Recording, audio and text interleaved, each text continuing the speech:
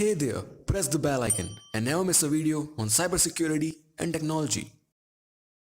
नमस्कार दोस्तों, मैं हूं अंश और आप देख रहे हैं ब्लेंडेक यूट्यूब चैनल। तो इस वीडियो में हम लोग पढ़ेंगे कि आईपी वर्जन 4 और आईपी वर्जन 6 में डिफरेंस क्या क्या है। मेन जो डिफरेंसेस हैं, जो हम लोग जो पढ़ते हैं, हम लोग को जो पढ़ना ज़रूरी है, वो हम लोग इस वीडियो में डिस्कस करने वाले हैं। तो यहाँ पर आप देख रहे होगे कुछ मैंने पॉइंट्स यहाँ पर निकाले हुए हैं जो मेन डिफरेंसेस हैं, तो उनकी बात करते हैं। तो सबसे पहले जो ऑप्शन आता है हमारे पास, एड्रेस कॉन्फ़िगरेशन। अब यहाँ पर एड्रेस कॉन्फ़िगरेशन का मतलब ये है कि अगर हम लोग किसी नेटवर्क से कनेक्टेड हैं तो उस नेटवर्क में हम लोग को आईपी कैसे प्रोवाइड होती है।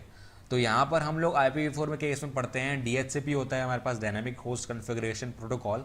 तो उसका एक सर्वर हमको लगता है, वो हमको असाइन करता है नेटवर्क में एड्रेसेस, और हम चाहें तो मैनुअली भी कर सकते हैं, स्टैटिकली असाइन कर सकते हैं अपनी एड्रेस को। लेकिन आईपी वर्जन 6 के केस में कॉन्सेप्ट आया है ऑटो कॉन्फ़िगरेशन। तो यहाँ पर जो डिवाइस है वो ऑटो कॉन्फ़िगर कर लेगा अपने आप को। यहाँ पर DHCP की ज़रूरत नहीं है, यहाँ पर मैनुअल असाइनमेंट की ज़रूरत नहीं है, यहाँ पर ऑटो कॉन्फ़िगरेशन हो जाता है और रीनंबरिंग होती है। मतलब अगर कोई एड्रेस असाइंड है और हमको अगर कोई एड्रेस असाइन हुई थी, हमने डिस्कनेक्ट कर लिया, फिर से हमको एड्रेस चाहिए, तो रीनंबरिंग भी अपने आप हो जाती है। मतलब एडजस्टमेंट हो जाता है नंबर्स का। आईपी का जो नंबर है वो एडजस्ट कर लेता है अपने आप कि जो एड्रेस है वो यूनिक रहे। तो जो डिवाइस है, मतलब जो कनेक्शन है, जो इंटरफेस है, वही पता कर ले रहा है कि एड्रेस कैसे असाइन करनी है। तो दूसरा जो ऑप्शन है एड्रेस स्कीम। आईपी वर्जन 4 के केस में हमारे पास क्लासेस होती हैं, class A, class B, class C, class D, class E भी होती है। तो हम लोग उसको आगे पढ़ेंगे। लेकिन आईपी वर्जन 6 के केस में कोई क्लासेस नहीं होती हैं। यहाँ पर जो भी काम होता है सब सबनेटिंग में होता है। सबनेटिंग में हम लोग पढ़ने वाले हैं। तो जो डिफरेंस है, क्लास नहीं होती है IPv6 में, IPv4 में क्लास डिवीजन होता है। तो डिवीजन इस बेसिस पे होता है कि नेटवर्क में कितने बिट्स होंगे, होस्ट पार्ट में कितने बिट्स होंगे, तो वो सब हम लोग बाद में पढ़ेंगे। और एड्रेस स्पेस की बात करें तो आईपी वर्जन 4 में 2 एड्रेस स्पेस थी, और आईपी वर्जन 6 में 128 एड्रेस स्पेस है। तो काफ़ी ज़्यादा है आईपी वर्जन 4 से, तो काफ़ी मतलब बहुत ज़्यादा है। तो सिक्योरिटी फीचर की बात करते हैं तो यहाँ पर आईपी वर्जन 4 में कोई इनबिल्ट सिक्योरिटी नहीं थी। मतलब पैकेट में जो भी डेटा थी सब प्लेन टेक्स्ट में थी, सब कुछ आप देख सकते हो। अगर आपने वायरशैक यूज़ किया हुआ है तो आप ये भी जानते होंगे कि कैसा होता है, कैसा दिखता है। तो सिक्योरिटी हम लोग को अलग से लगानी पड़ती है, एप्लीकेशन के ऊपर डिपेंड करता है कि सिक्योरिटी क्या है। जो आईपी सिक्योरिटी होती है वो हम लोग अलग से दिखानी पड़ती है, मतलब बतानी पड़ती है उसको। लेकिन आईपी वर्जन 6 में आईपी सिक्योरिटी का जो प्रोटोकॉल है, IPsec जो नेटवर्क लेयर पे यूज़ होता है, वो इनबिल्ट है। पहले क्या होता था, हम लोग उसको अलग से यूज़ करते थे, मतलब लगाना पड़ता था। लेकिन यहाँ पर ये इनबिल्ट मिल रहा है आपको आईपी वर्जन 6 में, पहले से ही उस पर डला हुआ है, आप हेडर्स बस यूज़ कर सकते हो। तो ये अच्छी बात है, सिक्योरिटी आपको मिल जाती है आईपी वर्जन 6 में। अब एड्रेस लेंथ वही है, 32 बिट का होता है IPv4 और 128 बिट का होता है IPv6। और एड्रेस रिप्रेजेंटेशन, यहाँ पर रिप्रेजेंटेशन भी अलग अलग होता है। आपने देखा होगा कि 128.162. ऐसा कुछ होता है, तो डेसिमल फॉर्मेट में होता है IPv4, और जो IPv6 है वो हेक्साडेसिमल में होता है। मतलब कॉलम्स होते हैं बीच में, फिर 1A 2C ऐसा करके एड्रेस होती है, तो वह हेक्साडेसिमल होती है। तो रिप्रेजेंटेशन में भी अलग अलग होते हैं। अब उसके बाद बात करते हैं फ्रेगमेंटेशन कैसे होता है।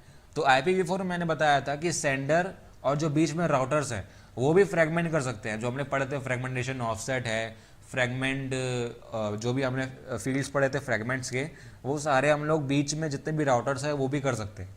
लेकिन आईपी वर्जन 6 में नया कॉन्सेप्ट आया है कि सिर्फ सेंडर ही रिस्पॉन्सिबल है फ्रेगमेंट करने के लिए।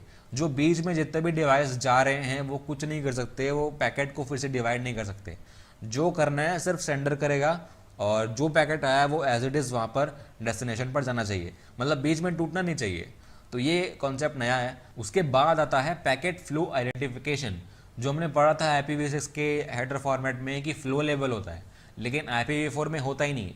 तो IPv4 में अवेलेबल नहीं है, लेकिन IPv6 में हमारे पास फ्लो लेवल फील्ड जो होता है उसमें हम लोग बता सकते हैं कि फ़्लो कैसे आइडेंटिफाई करें पैकेट का। तो ये एक फीचर है IPv6 में।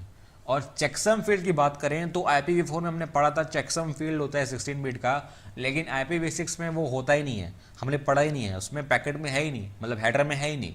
तो चेकसम की जो बात है वो IPv6 में अवेलेबल नहीं है। तो वहाँ पर सिर्फ ICMP से हम लोग एरर करेक्शन कर सकते हैं। उसके बाद जो आता है मैसेज ट्रांसमिशन स्कीम, यहाँ पर IPv4 में ब्रॉडकास्टिंग अवेलेबल था हमारे पास कि एक साथ हम लोग सबको भेज सकते हैं, लेकिन IPv6 में नहीं है। IPv6 में मल्टीकास्टिंग और एनीकास्टिंग है। एनीकास्टिंग नया कॉन्सेप्ट आया है जो IPv4 में नहीं था। IPv4 में मल्टीकास्टिंग भी है, यूनिकास्टिंग भी है, ब्रॉडकास्टिंग भी है, लेकिन IPv6 में ब्रॉडकास्टिंग नहीं है, एनीकास्टिंग है। और जो नेक्स्ट पैरामीटर है हेडर लेंथ। अब हेडर लेंथ IPv4 के केस में वेरिएबल होती है, मतलब 20 बाइट्स से लेकर 60 बाइट्स तक का हेडर हो सकता है, डिपेंड करता है ऑप्शन फील्ड के साइज पर। लेकिन IPv6 में हमारे पास फिक्स्ड लेंथ होती है हेडर की 40 बाइट्स। मैंने बताया था कि जो फिक्स्ड हेडर होता है वो 40 बाइट्स का होता है। उसके बाद ऑप्शनल है, एक्सटेंशन हेडर्स ऑप्शनल होते हैं। IPv4 के केस में ऑप्शन फील्ड में कुछ ना कुछ तो रहता ही था, इसीलिए उसका जो लेंथ था वो वेरिएबल था, या तो पैडिंग होता, या तो सोर्स राउटिंग होता, या तो रिकॉर्ड राउटिंग होता। उस केस में यहाँ पर वेरिएबल हो जाता है। लेकिन IPv6 में एकदम फिक्स्ड है, एकदम कांस्टेंट है, 40 बाइट्स तो रहेगा। लेकिन उसके बाद जो एक्सटेंशन हेडर है वो पेलोड लेंथ में आ जाता है, वो हेडर में काउंट नहीं होता है, तो इसीलिए उसका जो लेंथ है वो फिक्स्ड है। उसके बाद कुछ और पैरामीटर्स हैं मैपिंग। अब मैपिंग का मतलब मेरा ये है कि यहाँ पर एड्रेस कैसे मैं फाइंड कर सकता हूँ दूसरे डिवाइसेस की, मतलब मैक एड्रेस को IP एड्रेस से कैसे मैप कर सकता हूँ। तो IPv4 में तो ARP यूज़ होता है, एड्रेस रेजोल्यूशन प्रोटोकॉल, लेकिन IPv6 में नेबर डिस्कवरी प्रोटोकॉल यूज़ होता है। यहाँ पर एक कॉन्सेप्ट आता है मल्टीकास्टिंग नेबर सॉलिसिटेशन। तो यहाँ पर मल्टीकास्टिंग से पता चलता है कि जो है यहाँ पर आप देख रहे हो IP to MAC resolution broadcast ARP का जो पैकेट है वो ब्रॉडकास्ट होता है, लेकिन वर्जन 6 के केस में मल्टीकास्ट होता है, नेबर सॉलिसिटेशन बोलते हैं उसको, और जो नेबर डिस्कवरी प्रोटोकॉल है वो यूज़ होता है यहाँ पर। तो मल्टीकास्ट यूज़ होता है, ब्रॉडकास्ट का तो कॉन्सेप्ट ही नहीं है, तो इसीलिए मैपिंग जो होती है वो NDP से होती है। अब उसके बाद कंपैटिबिलिटी की बात करें विथ मोबाइल डिवाइसेस, तो IPv4 कंपैटिबल नहीं है मोबाइल डिवाइसेस के साथ ज़्यादा, लेकिन फिर भी यूज़ होता है, लेकिन ज़्यादा कंपैटिबल नहीं है क्योंकि वो डॉट डेसिमल नोटेशन यूज़ करता है। लेकिन IPv6 जो है वो मोस्ट कॉमनली आपको दिखता होगा जब आप मोबाइल नेटवर्क यूज़ करते हो, सेलुलर नेटवर्क यूज़ करते हो और अपनी IP को देखते हो या फाइंड करते हो, तो उसमें आपको IPv6 फॉर्मेट ही दिखता है। लेकिन आप चाहो तो उसमें IPv4 भी देख सकते हो, क्योंकि उसमें होता है, आप अपने मोबाइल का IPv4 और IPv6 दोनों एड्रेस देख सकते हो। लेकिन IPv6 ज़्यादा सूटेबल है मोबाइल डिवाइसेस के लिए, मोबाइल नेटवर्क्स के लिए।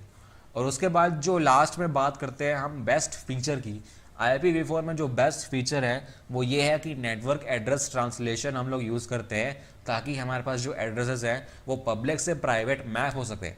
मैपिंग का मतलब यही है कि आप अगर पब्लिक डोमेन में हो और अगर आप प्राइवेट से रिक्वेस्ट भेज रहे हो, तो पब्लिक को प्राइवेट और प्राइवेट को पब्लिक करने के लिए जो कंसेप्ट यूज़ होता है वो नेटवर्क एड्रेस ट्रांसलेशन होता है। तो जो प्राइवेट एड्रेसेस होती हैं उनको हम लोग नॉन राउटेबल एड्रेसेस भी बोल सकते हैं। तो उनको मास्क करने के लिए जो टेक्नोलॉजी यूज़ होती है वही होती है नेट। तो इससे हमको एंड टू एंड इंटीग्रिटी मिल जाती है।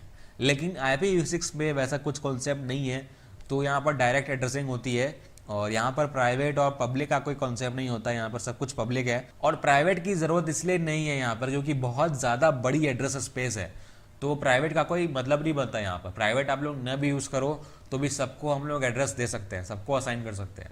तो इस वीडियो के लिए तो बस इतना ही, और नेक्स्ट वीडियो के लिए देखते रहिए, सीखते रहिए और गुड बाय।